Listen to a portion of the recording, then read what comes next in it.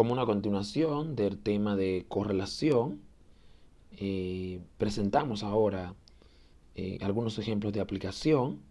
Importante decirle que el número de datos de las poblaciones usadas o de las muestras usadas es un número de datos inferior al que usualmente una investigación llevaría.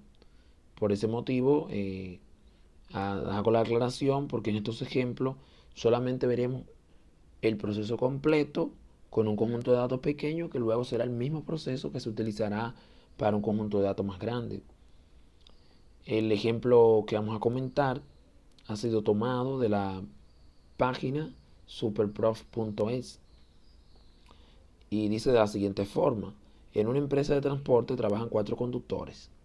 Los años de antigüedad de permiso de conducir y el número de infracciones cometidas en el último año por cada uno de ellos son las siguientes. De forma inmediata podemos nosotros identificar las dos variables. La variable independiente, en este caso, es el número de años. Y la cantidad de infracciones será nuestra variable dependiente.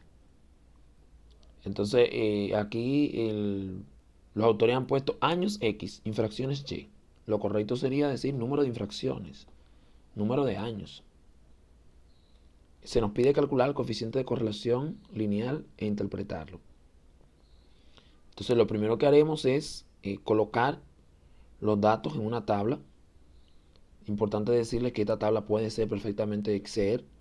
Es decir, la variable XY tiene 3, 4, 5, 6, que es el tiempo en años. Y la variable Y sub I, que es el número de infracciones, serían 4, 3, 2 y 1. Y entonces aquí es importante que recordemos las fórmulas que estuvimos viendo en el video anterior. Básicamente recordamos que la covarianza era la sumatoria de X por Y entre N menos la sumatoria de X entre N por la sumatoria de Y entre N. Por eso quiere decir que lo primero que nosotros debemos hacer es calcular la media aritmética, justamente porque la fórmula de desviación típica la contiene. Es decir, la fórmula de desviación típica tenemos sumatoria de x cuadrado entre n menos la media de x al cuadrado. Y lo mismo para el caso de y. Entonces, por eso es que aquí los autores comienzan haciendo el cálculo de la media de x y la media de y. Diríamos que el promedio de años, el primer número, 4.5, el promedio de años de los conductores que pertenecen a esta empresa es de 4.5 años. Y el promedio de infracciones ha sido 2.5 por año. Aclarar que es promedio de año con licencia. Bueno, y aquí se ha puesto que sigma de x al cuadrado, porque se está considerando que es una población. Cuando se considera que es una muestra, entonces se pone ese x. Es igual a 86. ¿Por qué 86? Bueno, porque 86 es la sumatoria de los x y al cuadrado, tomando en cuenta lo que ya se dijo de la fórmula. Sumatoria de x y al cuadrado. ¿Dividido entre quién? Entre n, que es 4. Menos justamente la media, es decir, al cuadrado, es decir, la media de los x al cuadrado. Y lo mismo ha pasado de este lado, para y, es decir, sumatoria de los y al cuadrado.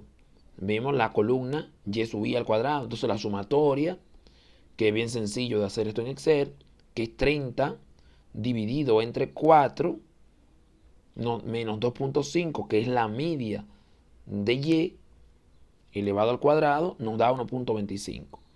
Bueno, y con esto podemos calcular la covarianza. Bueno, la covarianza, que no es más que como ya se dijo antes, la sumatoria de x por y entre n. Entonces, menos la media de x por la media de y. Entonces, lo que se hace fundamentalmente es que se calcula el X por Y, que debe estar entonces en una columna XY por Y sub I, y luego entonces se hace la sumatoria, y fíjese cómo aparece sumatoria, que es de X por Y, que es 40, entre N, que es 4, y aquí se ha puesto menos la media de X por la media de Y.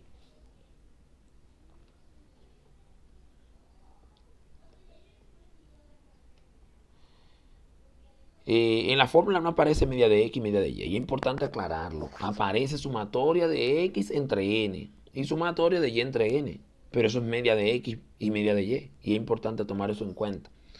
Con esto en mente y sabiendo que el coeficiente de correlación es SXY, en este caso sigma XY, dividido entre sigma X por sigma Y, entonces, como ya tenemos las expresiones sigma X cuadrado y sigma Y cuadrado, que son los valores de la cantidad subradical, luego para calcular la división típica lo que falta es la raíz cuadrada de esas varianzas.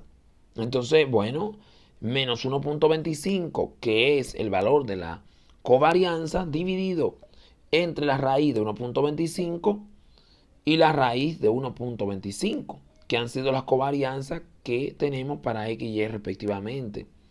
Y nos arroja un valor de menos 1. Aquí efectivamente podemos concluir diciendo que la correlación es perfecta e inversa.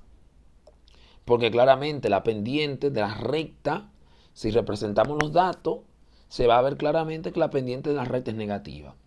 Entonces, una cosa que se le pide a ustedes es que hagan el diagrama de dispersión de estos datos y lo suban a la plataforma.